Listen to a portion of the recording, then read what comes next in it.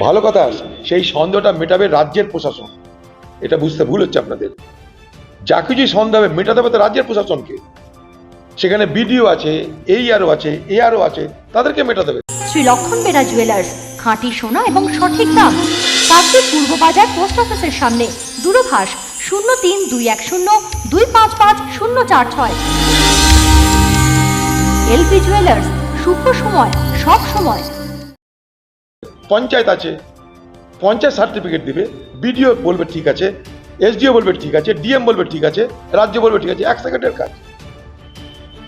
কিন্তু এটাকে সমস্যাটাকে বাঁচিয়ে রাখতে হবে। সমস্যা না বাঁচিয়ে রাখলে বাংলায় ভোট হবে না। সমস্যাকে বাঁচাও, সমস্যাটাকে জটিল করো, দিয়ে ভোট করো। ন্যারেটিভটা এরকম হচ্ছে যেন এসআর নিয়ে বিজেপি আর টিএমসি চিন্তিত আর কেউ নাই। অথচ এই কংগ্রেস সুপ্রিম কোর্টের পাঁচটা হস্তক্ষেপ আদায় করেছিল। রাজ্য নিজে পারে সবকিছু ঝামেলা মেটাতে, রাজ্য তো সক্রিয় হওয়া উচিত। তুমি 90,000 কর্মচারী দিয়ে এসআরকে মদত করলে এতদিন, মরা জীবিত কোথায় কি ঢুকলো না ঢুকলো জানি না, কারণ সব জায়গায় আমাদের এজেন্ট ছিল না, অন্তত কংগ্রেসের এজেন্ট সব জায়গায় দিতে পারিনি আমরা। তাতে কোথায় কি হয়েছে, কোথায় জল ভরা হয়েছে, কোথায় দুধের জায়গায় জল না জলের জায়গায় দুধ, আমরা জানি না সবটা। এসআর প্রক্রিয়া সম্পূর্ণ ত্রুটিমুক্ত আমি কখনো বিশ্বাস করি না। আর নির্বাচন কমিশন এখন কিছু না পেয়ে, মানুষ না পেয়ে মানবিক যন্ত্র ব্যবহার করছে, এআই, আর্টিফিশিয়াল ইন্টেলিজেন্স। একটা যা বলো তো না, মানে টিভি ইডিয়েট বক্স, এটাও তাই বলা হবে আগামী। সবাই আমরা ক্রমশ এআই এর দিকে ঝুঁকছি, আর সেই এআই আমাদের বানানটাকে তার মতো করে বানান করছে। সম্পূর্ণ এআই পরিচালিত করতে গিয়ে আরো 12টা বাজিয়েছে নির্বাচন কমিশন।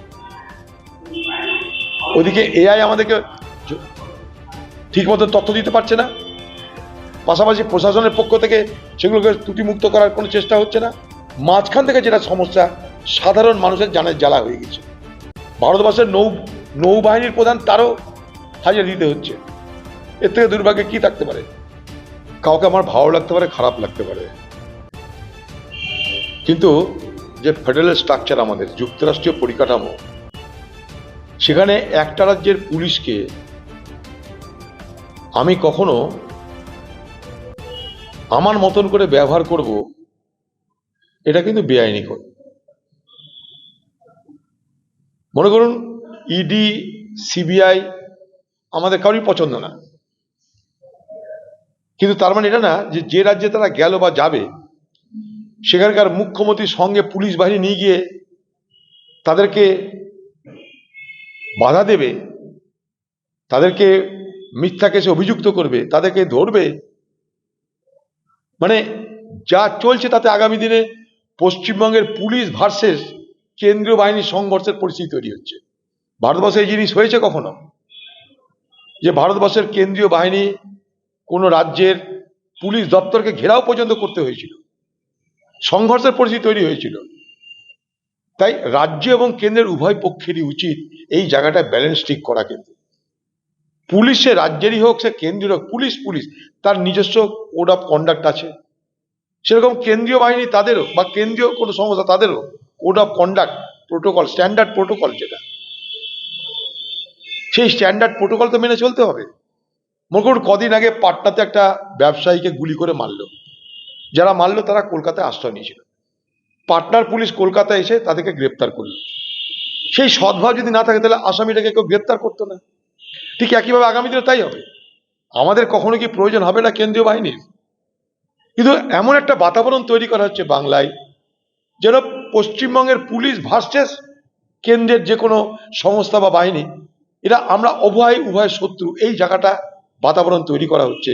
এটা কিন্তু যুক্তরাষ্ট্রীয় পরিকাঠামোর জন্য, ফেডারেল স্ট্রাকচারের জন্য কখনো কিন্তু এটা শুভ জিনিস নয় বলে মনে করি।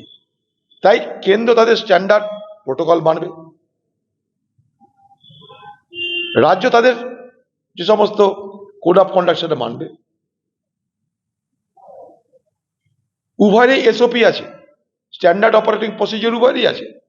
কিন্তু এখানে যেন মানুষের মধ্যে যে ইমপ্রেশনটা তৈরি হচ্ছে যে কেন্দ্রীয় বাহিনী কাউকে ধরতে আসছে বা খোঁজ নিতে আসছে, রাজ্যের পুলিশ তার উপর ঝাঁপিয়ে পড়ছে, নেতৃত্বে মুখ্যমন্ত্রী। তাহলে এটা ক্যাওসের দিকে যাচ্ছে না? এই ক্যাওটিক সিচুয়েশন রাজ্যের উচিত, কেন্দ্রের উচিত, উভয়ই অ্যাভয়েড করা উচিত।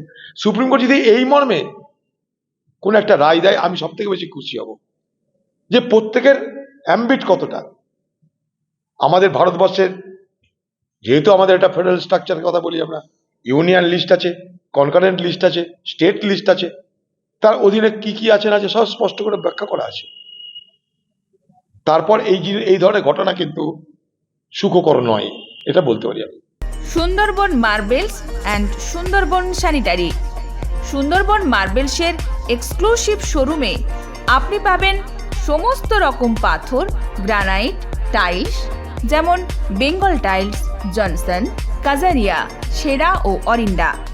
সঙ্গে পাচ্ছেন রোকা, প্যারিওয়্যার, সেরার সমস্ত রকমের বাথরুম ফিটিংস এবং স্যানিটারি দ্রব্য।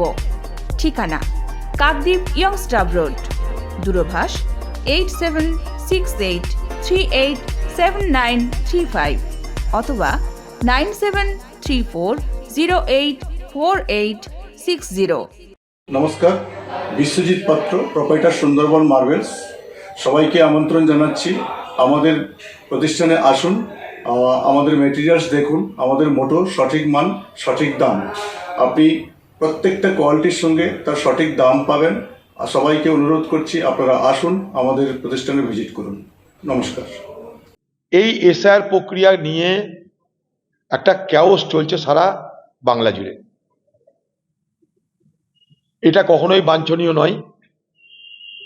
নির্বাচন কমিশন তাদের ক্ষমতার বাইরে গিয়ে, তাদের ক্যাপাসিটির বাইরে গিয়ে তারা যে প্রক্রিয়া শুরু করেছিল রাহুল গান্ধীর নেতৃত্বে, সেখানে আমরা প্রতিবাদ করেছিলাম। পশ্চিমবঙ্গ সরকার কোনোদিনই তাদেরকে এই প্রক্রিয়ায় বাধা দেয়নি, বরং সহযোগিতা করেছে। পশ্চিমবঙ্গের তরফ থেকে অন্তত 90,000 সরকারি কর্মচারী তারা কিন্তু এই নির্বাচন কমিশনকে মদত করেছে। নির্বাচন কমিশনের হাতে কটা লোক আছে? 800-900 কেন্দ্রীয়ভাবে। বাকি তারা যে রাজ্যে যায় সে রাজ্যের প্রশাসনকে তারা বরোড করে নিয়ে নেয়, তার জন্য বাজেট দেওয়া হয়। কিন্তু মূলত যারা কর্মচারী, রাজ্যের কর্মচারী, তারাই কিন্তু নির্বাচন কমিশনের এই এসআইআর প্রক্রিয়া সব থেকে বড় অংশীদার। স্বাভাবিকভাবে তারা কারা? তারা তো পশ্চিমবঙ্গ প্রশাসনের লোক। তাদেরকে পশ্চিমবঙ্গের মুখ্যমন্ত্রী প্রথমে ধমক দিয়ে রাখলো, আমি থাকবো, নির্বাচন কমিশন থাকবে না, তাই সিধা আমি যা বলবো তাই করো। সব কড়াকড়ি হয়ে যাওয়ার পর সব শেষে মমতা ব্যানার্জি বলছে তোমরা ঠিক থাকো, আমি তোমাদের রক্ষা করবো। তার মানে হয়তো নির্বাচন কমিশনের পক্ষ থেকে কোনো চাপ এসছে। এবার গোটা বিষয়টাকে রাজনীতিকরণ করার মাধ্যমে মমতা ব্যানার্জি দেখাতে চাইছে যে নির্বাচন কমিশন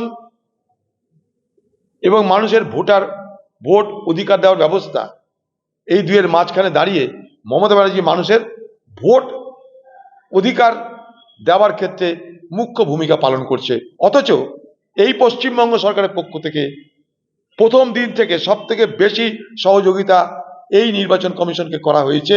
অথচ ধমক দেওয়া হয়েছিল কখনো রক্ত গঙ্গা বই দিব, কখনো ঢুকতে দেব না। আর সব থেকে বেশি সহযোগিতা এই রাজ্য থেকে করা হয়েছে। পশ্চিমবঙ্গ সরকার সেই সময় কিন্তু নির্বাচন কমিশনকে পূর্ণ মদত করেছে, সেটা তারা নিজেরাও বলেছে। এবং তার জন্য পশ্চিমবঙ্গে সারা ভারতবর্ষে সব থেকে কম মানুষের নাম বাদ গেছে। পশ্চিমবঙ্গ সরকার শুধু নয়, পশ্চিমবঙ্গের মানুষ শুধু নয়, সারা ভারতবর্ষের মানুষ জানে যে এসআইআর প্রক্রিয়ার বিরুদ্ধে প্রথম প্রতিবাদ আন্দোলন করেছিল রাহুল গান্ধী। তো সেদিন কিন্তু মমতা ব্যানার্জি সাথ দেয়নি। বিহারে রাহুল গান্ধী ভোটার অধিকার যাত্রা করে সারা ভারতবর্ষের মানুষকে সচেতন করলো, সতর্ক করলো। নির্বাচন কমিশনের বিরুদ্ধে সুপ্রিম কোর্টে গিয়ে আমরা পাঁচবার নির্বাচন কমিশনের কাজকর্মের উপরে হস্তক্ষেপ করালাম সুপ্রিম কোর্টকে দিয়ে। সুপ্রিম কোর্ট তার 5বার নির্দেশ দিয়েছে নির্বাচন কমিশনকে কেমন করে তোমাদের প্রক্রিয়ার সরলীকরণ করতে হবে। আজকে যখন নির্বাচন কমিশন এবং এসআইআর শেষ লগ্নে যখন মানুষের লিগ্যাল ডিসক্রিপেন্সির নামে সমস্যা বাড়ছে, তখন রাজ্য কিন্তু সমস্যা সমাধান না করে সমস্যাকে আরো জটিল করার চেষ্টা করছে। সমস্যার সমাধান কি? তুমি বার্থ সার্টিফিকেট দাও, তুমি ডোমিসাইল সার্টিফিকেট দাও, এখানকার ডিএম, এসডিও, বিডিও কে বলো যে যাকে যাকে চেনেন তাকে তাকে আপনারা রেকমেন্ডেশন করে দিন, গল্প শেষ।